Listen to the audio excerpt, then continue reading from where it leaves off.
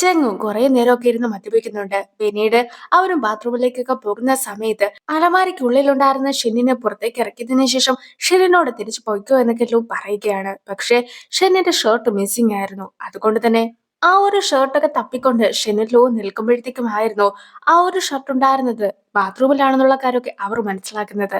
ഇതേ സമയത്ത് ബാത്റൂമിലുണ്ടായിരുന്ന ചെങ്ങും ഈ ഒരു ഷർട്ടൊക്കെ എടുത്തുകൊണ്ട് വരുന്നുമുണ്ട്. അങ്ങനെ ചെങ്ങും ഇവര് രണ്ടുപേരെയും കൈയോടെയൊക്കെ പൊക്കുന്നു. നീ എന്തൊരു പണിയാ കാണിച്ചത്? നമ്മളിപ്പോൾ ഷോയിലൊക്കെ പങ്കെടുക്കുന്നതല്ലേ? അങ്ങനെയിരിക്കെ ഇങ്ങനൊരു സംഭവമൊക്കെ നടന്നിട്ടുണ്ടെങ്കിൽ അത് നമ്മളുടെ ഷോയിനെ കൂടിയല്ലേ ബാധിക്കുന്നതെന്നൊക്കെ ചെങ്ങും ലൂവിന്റെ അടുത്തൊക്കെ പറയുന്നുണ്ട്. അതുകൂടാതെ നിങ്ങളിപ്പോൾ ബോയ് ഫ്രണ്ടും ഗേൾ ഫ്രണ്ടുമായി മാറിയോ എന്നൊക്കെ ചെങ് ചോദിക്കുമ്പോഴത്തേക്കും ഇതുവരെ ആ ഒരു കാര്യത്തിൽ ഒന്നും തന്നെ തീരുമാനമായിട്ടില്ല എന്നൊക്കെ ലൂവും അറിയിക്കുന്നു. എങ്കിൽ പോലും എന്റെ മനസ്സിൽ അന്നും ഇന്നും ഷൻ മാത്രമേ ഉള്ളൂ എന്നൊക്കെ അവനും തുറന്നു പറയുന്നുണ്ട്. എന്തായാലും ഇപ്പോൾ നടന്ന കാര്യങ്ങൾ നീ ആരോടും പറയരുത്. സൂവിന്റെ അടുത്ത് നിന്നും പോലും ഇതൊക്കെ നീ മറച്ചു വെക്കണമെന്നൊക്കെ ലു പറയുമ്പോഴത്തേക്കും ചെങ്ങും ആരോടും ഇതിനെക്കുറിച്ച് ഒന്നും തന്നെ പറയുകയില്ല എന്നൊക്കെ അവർക്കും വാക്ക് കൊടുക്കുന്നു. ഇനി പിറ്റേ ദിവസമൊക്കെ കാണിക്കുമ്പോഴത്തേക്കും സാധാരണ ഒരു ദിവസമൊക്കെ പോലെ അവരുടെ ദിവസവും കടന്നു പോകുന്നുണ്ടെങ്കിൽ പോലും അവർക്ക് പുതിയതായിട്ട് വന്ന റൗണ്ടിനെ കുറിച്ചുള്ള ഡീറ്റെയിൽസ് ഒക്കെ പറഞ്ഞു കൊടുക്കുകയാണ്. ഇത്തവണ ആൾക്കാർക്ക് ആരുടെ കൂടെയാണോ ഡേറ്റ് ചെയ്യേണ്ടത് ആ ഒരു രീതിക്ക് തന്നെ ഡേറ്റിംഗ് ഒക്കെ നടത്തുവാനായിട്ട് സാധിക്കുന്നതാണ്. ഗസ്റ്റ് ആയിട്ട് രണ്ടുപേരൊക്കെ വന്നിട്ടുണ്ടല്ലോ. ഈ രണ്ടുപേരുടെ ഒപ്പം ഡേറ്റ് ചെയ്യാനായിട്ടുള്ള അവസരമൊക്കെയാണ് അവർക്ക് കൊടുക്കുന്നതെങ്കിൽ പോലും ഈ ഒരു റൗണ്ടിലെ ഡേറ്റിംഗ് വഴിയാണ് ആരൊക്കെയാണ് അടുത്ത റൗണ്ടിലേക്ക് പോകുന്ന കപ്പിൾസ് എന്ന കാര്യമൊക്കെ തീരുമാനിക്കുന്നത്. എന്താന്ന് വെച്ചിട്ടുണ്ടെങ്കിൽ ഇപ്പോൾ രണ്ടുപേര് ഗസ്റ്റ് ആയിട്ടൊക്കെ വന്നിട്ടുണ്ടല്ലോ. എങ്ങാനും ഇപ്പോൾ നിലവിലുള്ള കണ്ടസ്റ്റൻസിൽ ആർക്കെങ്കിലും ഈ ഒരു ഗസ്റ്റിനെയൊക്കെ ഇഷ്ടപ്പെടുകയാണെങ്കിൽ അടുത്ത കപ്പിളായിട്ടൊക്കെ ഇനി മുന്നോട്ട് പോകുക അവരായിരിക്കും. അതേസമയം നേരത്തെ ഉണ്ടായിരുന്ന ആള് എലിമിനേറ്റ് ആയി പോവുകയും ചെയ്യും. ഇതായിരിക്കും ശരിക്കും നടക്കുക. സോ ഷോയിനെ മൊത്തത്തിൽ ബാധിക്കുന്ന രീതിക്കുള്ള ഒരു റൗണ്ട് ആയിരിക്കും ഇത് എന്നൊക്കെ അവർക്കും മെസ്സേജ് ഒക്കെ വരുന്നു. ചെങ്ങും ഇപ്പോൾ ലൂവിനെ കാണുവാനായിട്ടൊക്കെ എത്തിയിരിക്കുകയാണ്. ഞാനും ഈ ഒരു ഷോയിൽ നിന്നും പോവുകയാണെന്നൊക്കെയാണ് ചെങ് പറയുന്നത്. സംഭവം എന്താന്നൊക്കെ ലു കൂടുതലായിട്ടൊക്കെ ചോദിക്കുമ്പോഴത്തേക്കും ഞാനും സൂ ഇനി മുന്നോട്ട് പോവുകയില്ല എന്നൊക്കെ ഞങ്ങൾ നേരത്തെ തന്നെ തീരുമാനമെടുത്തതാണ്. അങ്ങനെയിരിക്കെ അധികം വൈകാതെ തന്നെ ഞങ്ങളുടെ ഡിവോഴ്സിന്റെ സർട്ടിഫിക്കറ്റും കിട്ടും. ഞങ്ങളും അതിനെക്കുറിച്ചൊക്കെ ഇപ്പോൾ ഡിസ്കസ് ചെയ്ത് കഴിഞ്ഞിരിക്കുന്നു. പോരാത്തതിന് ഇപ്പോൾ വന്നിട്ടുള്ള യുസിയിലെ യുസിയുമായിട്ട് സൂ വളരെയധികം അടുത്തിട്ടൊക്കെയുണ്ട്. അതുകൊണ്ട് തന്നെ ഉറപ്പായിട്ടും അടുത്ത റൗണ്ടൊക്കെ ആകുമ്പോഴത്തേക്കും അവളും യുസിനെ സെലക്ട് ചെയ്യും. അതുകൊണ്ട് തന്നെ അത് കഴിഞ്ഞിട്ട് വരുന്ന റൗണ്ട് മുതൽ അവരായിരിക്കും കപ്പിളായി മാറുക. എന്നെയും അവർ എലിമിനേറ്റ് ഒക്കെ ചെയ്യും. സോ ഞാനും ഇനി ഈ ഷോയിൽ ഉണ്ടാവുകയില്ല എന്നൊക്കെ പറഞ്ഞിട്ട് ചെങ്ങും ഒരു ടീഷർട്ടൊക്കെ ലൂവിന് നൽകുന്നു. ഈ ഒരു ടീഷർട്ടിൽ അവരുടെ റിസോർട്ടിന്റെ പേരൊക്കെ ആയിരുന്നു ഉണ്ടായിരുന്നത്. സോ പ്രൊമോഷൻ എന്ന രീതിക്ക് ഇതൊക്കെ യൂസ് ചെയ്യാമെന്നാണ് ചെങ്ങും പറയുന്നത്. അങ്ങനെ ചെങ്ങ് ആകെ സാഡ് ആയിട്ടൊക്കെ ഇരിക്കുന്ന സമയത്താണ് ചെങ്ങിനും മറ്റൊരു നോട്ടിഫിക്കേഷൻ ഒക്കെ വരുന്നത്. അവസാനമായിട്ടുള്ള ആ ഒരു ഡേറ്റ് ഒക്കെ ഉണ്ടല്ലോ അതില് സയോ സെലക്ട് ചെയ്തിട്ടുള്ളത് ചെങ്ങിനെയാണ്. അതൊക്കെ അറിയുന്ന ലൂവും നിനക്ക് അവസാനമായിട്ട് കിട്ടിയ ഒരു ചാൻസ് ആയിട്ടൊക്കെ ഇതിനെ നീ കാണണമെന്നാണ് ചെങ്ങിനോടും പറയുന്നത്. അങ്ങനെ ഇരിക്കെ ഇപ്പോൾ ചെങ്ങും സയോനെ കാണുവാനായിട്ടൊക്കെ എത്തുന്നു. സയോട് സംസാരിക്കുന്ന സമയത്ത് എല്ലാം തന്നെ ചെങ്ങും ചുറ്റുമൊക്കെ നോക്കുന്നത് കാണുമ്പോഴത്തേക്കും സോ ഇതുവരെയായിട്ടും ഈ ഒരു സ്ഥലത്ത് എത്തിയിട്ടില്ല എന്നൊക്കെ സയോ തന്നെ അവനോട് തുറന്നും പറയുന്നു. നിന്റെ മനസ്സിൽ ഇപ്പോഴും സൂവിനോടുള്ള ഇഷ്ടമൊക്കെ ഉണ്ടോ എന്നൊക്കെ സയോ ചോദിക്കുമ്പോഴത്തേക്കും ഞങ്ങൾ ഇന്നലെ വഴക്കൊക്കെ ഉണ്ടാക്കിയായിരുന്നു. എങ്കിൽ പോലും അങ്ങനെ ഒരു വഴക്കൊന്നും ഉണ്ടാക്കേണ്ടായിരുന്നു എന്നൊക്കെ എനിക്കിപ്പോൾ തോന്നുന്നുണ്ട്. അങ്ങനെ എനിക്കും കുറ്റബോധമൊക്കെ തോന്നിയിരിക്കുകയാണെന്നായിരുന്നു ചെങ് പറഞ്ഞത്. മാത്രമല്ല സൂവിന് ഇഷ്ടപ്പെട്ട റോസൊക്കെ ഇപ്പോൾ സായോനെ കൂടി അവൻ കാണിച്ചു കൊടുക്കുന്നു. സൂവിന് ഇഷ്ടപ്പെട്ടത് ഈ ഒരു റോസ് ആയിരുന്നെങ്കിലും ഇത്രയും കാലം ഇത് യെല്ലോ റോസ് ആണെന്നാണ് ഞാൻ കരുതിയിട്ടുണ്ടായിരുന്നത്. അതുകൊണ്ടായിരുന്നു അവൾക്ക് വേണ്ടി യെല്ലോ റോസ് ഒക്കെ ഞാൻ മേടിച്ചു കൊടുത്തിട്ടുണ്ടായിരുന്നത്. പക്ഷെ ഇപ്പോഴാണ് യെല്ലോ റോസും ഈ ഒരു റോസും തമ്മിലുള്ള ഡിഫറൻസ് ഒക്കെ ഞാൻ മനസ്സിലാക്കിയതെന്നൊക്കെ പറഞ്ഞിട്ട് ഇപ്പോൾ ഈ റോസ് ഒക്കെ ഞാൻ മേടിച്ചിട്ടുള്ളത് പോലും അവൾക്ക് കൊടുത്തിട്ട് അവളുടെ അടുത്ത് ക്ഷമ ചോദിക്കുവാനാണ് എന്നൊക്കെ ചെങ്ങും അറിയിക്കുന്നു. പക്ഷെ ഈ ഒരു സമയത്തായിരുന്നു അവിടെ സൂ എത്തിയിട്ടുണ്ടായിരുന്നത്. മാത്രല്ല സായുടെ കയ്യിൽ ഈ ഒരു റോസ് ഒക്കെ ഇരിക്കുന്നത് കാണുമ്പോഴത്തേക്കും അവളും മൊത്തത്തിൽ അവനെ തെറ്റിദ്ധരിക്കുന്നു. ഇത്രയും കാലം നിനക്ക് ഈ റോസ് ഒന്നും തിരിച്ചറിയുവാനായിട്ട് സാധിച്ചിട്ടുണ്ടായിരുന്നില്ലല്ലോ. ഇപ്പോഴെങ്ങനെയാണ് ഈ ഒരു റോസ് ഒക്കെ കറക്റ്റ് ആയിട്ട് ഇവൾക്ക് മേടിച്ചുകൊണ്ട് വന്നതെന്നൊക്കെ ചോദിച്ചിട്ടാണ് സൂ നിൽക്കുന്നത്. എങ്കിൽ പോലും ചെങ്ങിന് പറയുവാനുള്ള കാര്യങ്ങൾ എന്താണെന്ന് പോലും അവൾ കേൾക്കുവാനായിട്ട് കൂട്ടാക്കുന്നില്ല. ചെങ്ങും ഇപ്പോൾ ഫ്ലവറുമായിട്ട് അവളുടെ പിന്നാലെയൊക്കെ പോയതിനു ശേഷം ഈ ഒരു ഫ്ലവർ ഞാൻ മേടിച്ചത് പോലും നിന്നോട് ക്ഷമയൊക്കെ ചോദിക്കുവാനായിട്ടാണ്. നീയും ഇതൊക്കെ സ്വീകരിക്കണം. നീ എന്നോട് ക്ഷമിക്കണം. ഞാനും നിന്റെ അടുത്ത് നല്ല രീതിക്കൊന്നും ആയിരുന്നില്ല പെരുമാറിയിട്ടുണ്ടായിരുന്നതെന്നൊക്കെ അവൻ പറയുമ്പോഴത്തേക്കും ഇത്രയും കാലം നമ്മൾ ഒരേ കാര്യമൊക്കെ പറഞ്ഞിട്ടാണ് അടിയൊക്കെ കൂടിയിട്ടുണ്ടായിരുന്നത്.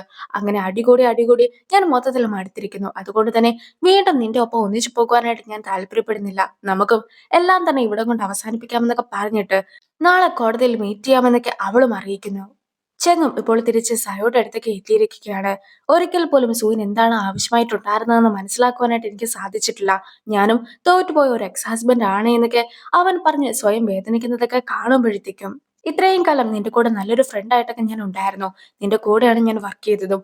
അങ്ങനെ ഇരിക്കെ നിന്റെ മൊത്തത്തിലുള്ള പെരുമാറ്റം എല്ലാം തന്നെ വളരെയധികം നല്ലതായിരുന്നു. നീയും ചുറ്റുമുള്ളവർക്ക് എല്ലാവർക്കും കോൺഫിഡൻസ് ഒക്കെ നൽകിയാണ് മുന്നോട്ട് പോയിക്കൊണ്ടിരുന്നത്. അതുകൊണ്ട് തന്നെ ഇപ്പോൾ നീ വളരെയധികം ബുദ്ധിമുട്ടിയാണ് ഇവിടെ ഇരിക്കുന്നതെന്ന് എനിക്ക് നന്നായി തന്നെ അറിയാം. നമുക്കും വേണമെങ്കിൽ ഈ ഒരു ഡേറ്റ് ഒക്കെ ഇവിടം കൊണ്ട് അവസാനിപ്പിക്കാമെന്നൊക്കെ സയോയും പറയുന്നു. ക്വിന്നും ഇപ്പോൾ യുസിയുമായിട്ടുള്ള ഡേറ്റിന് വേണ്ടിയിട്ടൊക്കെ എത്തിയിരിക്കുകയാണ്. അവര് മീറ്റ് ചെയ്യുന്നത് ഒരു പെറ്റ് ഷോപ്പിൽ വെച്ചാണ്. യുസിയും ഒരു ഡോഗിന് ഫുഡൊക്കെ കൊടുക്കുന്നു. അതിന്റെ കൂടെ തന്നെ ക്വിന്നിനെയും കൂടെ കൂട്ടുന്നുണ്ട്. സ്കൂളിലൊക്കെ പഠിക്കുന്ന സമയത്ത് നീയും സ്ട്രേ ഡോഗ്സിനൊക്കെ ഫുഡ് കൊടുക്കാറുണ്ടായിരുന്നു എന്നൊക്കെ ഷെൻ പറഞ്ഞതായിട്ട് ഞാൻ കേട്ടിട്ടുണ്ട്. അതുകൊണ്ടായിരുന്നു ഈ ഒരു സ്ഥലത്ത് വെച്ച് മീറ്റ് ചെയ്യാമെന്നൊക്കെ ഞാനും തീരുമാനിച്ചു എന്നൊക്കെ ഇപ്പോൾ യൂസി പറയുന്ന സമയത്ത്, എനിക്കും കുട്ടിക്കാലത്ത് ഒരു ഡോഗിനൊക്കെ വീട്ടിൽ മേടിച്ചാൽ കൊള്ളാമെന്നുണ്ടായിരുന്നു. പക്ഷെ അമ്മയ്ക്ക് ഒട്ടും തന്നെ സമ്മതമായിരുന്നില്ല. അതുകൊണ്ടാണ് ഞാനും അതുപോലെ സ്ട്രേ ഡോഗ്സിനൊക്കെ ഫുഡ് കൊടുത്തിട്ടുണ്ടായിരുന്നതെന്നൊക്കെ അവളും പറയുകയാണ്. നീ ആനിമൽസിനെയൊക്കെ സ്നേഹിക്കുന്ന കൂട്ടത്തിലാണല്ലേ? അങ്ങനെയുള്ള ആൾക്കാര് വളരെയധികം കെയർ ചെയ്യുന്ന കൂട്ടത്തിലായിരിക്കും. അത് കൂടാതെ നീ അധികം സംസാരിക്കാറുമില്ല. എങ്കിൽ പോലും നീ വളരെയധികം പാവമാണ്. യൂസിയും അങ്ങനെയൊക്കെ അവളുടെ അടുത്തൊക്കെ പറയുമ്പോഴത്തേക്കും എനിക്ക് ശരിക്കും സംസാരിക്കാനൊന്നും അറിയുകയില്ല. അതുകൊണ്ടാണ് ഞാനും അധികം സംസാരിക്കാത്തത്. പിന്നെ നീയും ആവശ്യത്തിലേറെ സംസാരിക്കുന്നൊക്കെ ഉണ്ടല്ലോ എന്നൊക്കെ ക്വിൻ പറയുമ്പോഴത്തേക്കും, ചില ആൾക്കാർക്ക് സംസാരിക്കുവാനായിരിക്കും കൂടുതൽ ഇഷ്ടം. ചിലർക്ക് കേൾക്കുവാനായിരിക്കും കൂടുതൽ ഇഷ്ടം. എന്തായാലും അവരുടെ കഴിവുകൾ പോലെയാണ് അത് മുന്നോട്ടൊക്കെ പോവുക. നിന്റെ കഴിവ് എന്താണോ അത് തന്നെ നീ കണ്ടിന്യൂ ചെയ്യുന്നതാണ് കൂടുതൽ നല്ലത്. അല്ലാതെ മറ്റൊരാൾക്ക് വേണ്ടി മാറുവാനായിട്ടൊന്നും നിൽക്കണ്ട എന്നായിരുന്നു യൂസിയും ക്വിന്നിന്റെ അടുത്ത് പറഞ്ഞു കൊടുത്തിട്ടുണ്ടായിരുന്നത്. അങ്ങനെ ഇരിക്കെ അവരുടെ തേർഡ് ഡേറ്റും അവസാനിച്ചിരിക്കുന്നു. ഈ ഒരു സമയത്ത് എല്ലാവരെയും വിളിച്ചു വരുത്തിയതിന് ശേഷം കുറച്ച് കാര്യങ്ങളൊക്കെ അസിസ്റ്റന്റും പറയുന്നു. ഇവരുടെ ഷോയുമായി ബന്ധപ്പെട്ട ഒരു പോസ്റ്ററൊക്കെ തയ്യാറാക്കുവാനായിട്ടുണ്ട്. ഈ ഒരു പോസ്റ്ററിന് ഇവരെല്ലാവരും തന്നെ സ്കൂൾ യൂണിഫോം ഒക്കെ വേണം ഇട്ട് നിൽക്കുവാൻ. സോ നാളെ ഇതിന്റെ ഷൂട്ടിംഗ് ഒക്കെ നടക്കുന്ന സമയത്ത് നിങ്ങളുടെ എല്ലാവരുടെയും കയ്യിൽ സ്കൂൾ യൂണിഫോം ഒക്കെ ഉണ്ടാക്കണമെന്നൊക്കെ പറഞ്ഞിട്ട് അസിസ്റ്റന്റും പോകുന്നു. ഞാൻ ഇന്ന് രാത്രി യൂണിഫോം ഒക്കെ എടുക്കുവാനായിട്ട് വീട്ടിലേക്ക് വരും. ഞാൻ വരുന്ന സമയത്ത് നീ ഒരിക്കലും വീട്ടിൽ കാണരുത് എന്ന രീതിക്കൊക്കെയാണ് സുവും ചെങ്ങിന്റെ അടുത്തൊക്കെ സംസാരിക്കുന്നത്. ചെങ്ങും ഉണ്ടാവുകയില്ല എന്നൊക്കെ അവൾക്കും ഉറപ്പ് നൽകുന്നു. സുവും ഇപ്പോൾ അവളുടെ പഴയ യൂണിഫോം ഒക്കെ എടുക്കാനായിട്ട് ചെല്ലുന്ന കൂട്ടത്തില് അവളുടെ ഒരു ഡയറി കൂടി അവർക്ക് കിട്ടുന്നു. സുവിന്റെ ഒപ്പമുള്ള ഷെന്നും കുന്നും കൂടി ചേർന്നിട്ട് ആ ഒരു ഡയറി ഒക്കെ വായിച്ചു നോക്കുന്നു. അങ്ങനെ ഇരിക്കെയാണ് ആ കൂട്ടത്തില് ചെങ്ങെഴുതിയിട്ടുള്ള ഒരു കാര്യമൊക്കെ അവരുടെ ശ്രദ്ധയിലും പെടുന്നത്. എന്റെ ശ്വാസം ഉള്ളിടത്തോളം കാലം എല്ലാം തന്നെ സൂവിന്റെ ബർത്ത്ഡേക്ക് ഐസ്ക്രീം കേക്കൊക്കെ അവൾ കഴിക്കുന്നതായിരിക്കും. അവൾക്ക് ഞാൻ തന്നെ അത് മേടിച്ചു കൊടുക്കുന്നതായിരിക്കും. ഞാനെങ്ങാനും അങ്ങനെ കൊടുക്കാത്തേക്ക് ഇരിക്കുകയാണെങ്കിൽ ഞാനും ഇടിവെട്ടിയൊക്കെ ചാവട്ടെ എന്ന രീതിക്കായിരുന്നു അതിൽ എഴുതിയിട്ടുണ്ടായിരുന്നത്. പണ്ട് അവൻ എനിക്ക് നൽകിയൊരു വാക്കായിരുന്നു ഇത് എന്ന രീതിക്കൊക്കെ സൂം സംസാരിക്കുന്നു. ഈ ഒരു സമയത്ത് പാസ്റ്റിൽ നടന്ന കാര്യങ്ങൾ കൂടി കാണിക്കുന്നു.